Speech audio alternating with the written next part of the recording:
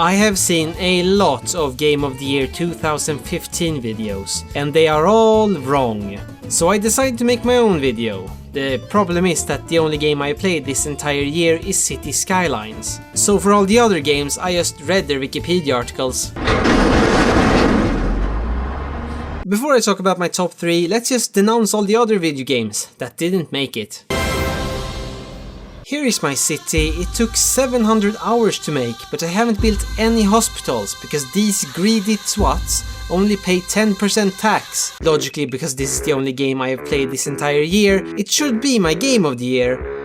No, I can't give my award to a clone. Yes, City Skylines is a shitty version of Attila Total War. You have to manage population, clean water, set fire to stuff. They are so similar, I'm surprised Creative Assembly hasn't sued. But speaking of city sims, my favorite hidden gem of this year is a little indie title called Mass Effect for the Xbox Live. But it's not my game of the year because the graphics are just not next gen. Another Xbox exclusive is Halo 5. First, let me just say that Halo 5 is better than Halo 4. That shouldn't surprise anyone because Halo 4 is the worst game ever made, and that's not an opinion, that's a fact. Halo 5 supposedly has very good multiplayer, but the single-player campaign is shorter than this video. I have yet to play it, sadly, because it's a Yankee exclusive. Well, not really, but it's an Xbox One exclusive and Xbox has yet to be released in Europe. Oh wait, it has? Why has no one told Europeans? 1 out of 10. Speaking of short games, the world record is held by Batman Arkham Knight. The game is 1 minute long, then it closes itself. If you hack it, you get this 20-hour long Easter egg.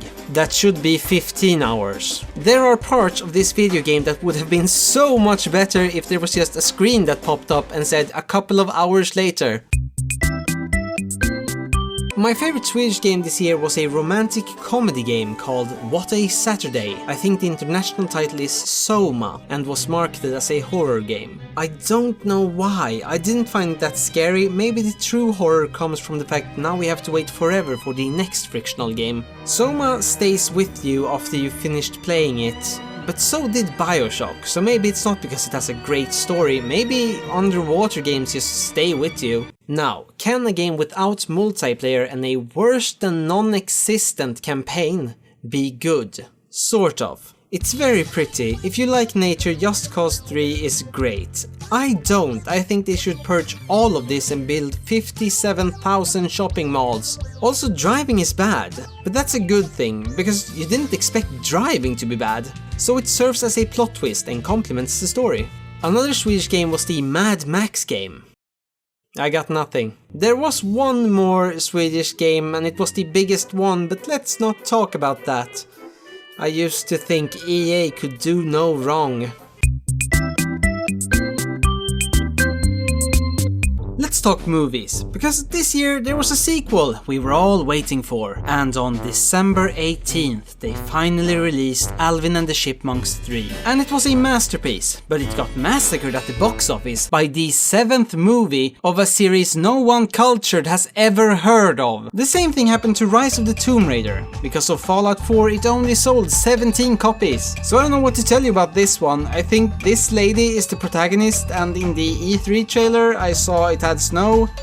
Going to need a little bit more than that if I'm going to make it my game of the year. Speaking of movies, they seriously forced in Nikola Tesla. Also, there's like no banter in this entire game. Why would you put a game in England and not have any banter? Luckily, this is the only game set in Victorian England.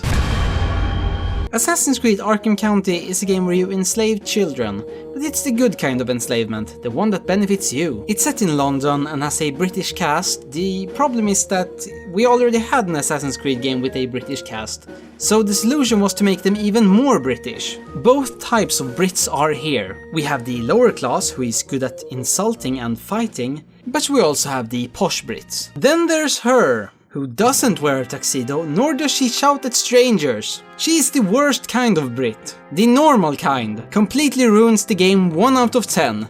Luckily, this is the only game set in Victorian England. I guess it's not really set in Victorian England.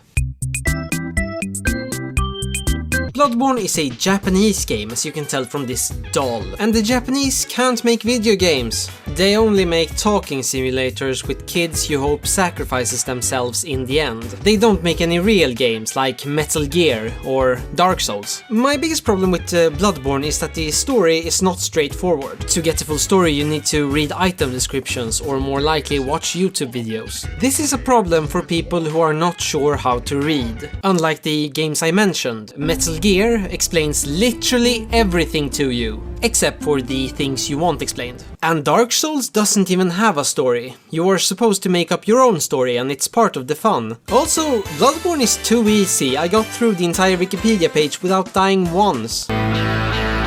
Metal Gear 5 was published by Konami and directed by Hideo Konami. When he said he wanted to turn Metal Gear into a sandbox game, everyone thought he meant the genre. In these games, the enemy is always some shitty paramilitary. Why does the Metal Gear universe have all these eccentric paramilitaries? With leaders with superpowers? One time I wish they would just walk up to a guy and "Why are you here? And what are your super abilities?" Abilities? What are you talking about? We're just 5 guys, bought some shots, things got out of hand and now we have this experimental WMD. But I am disappointed that Konami fired Konami. All in all, good game, and he Konami PR department deserves all the awards he gets. 1 out of 10.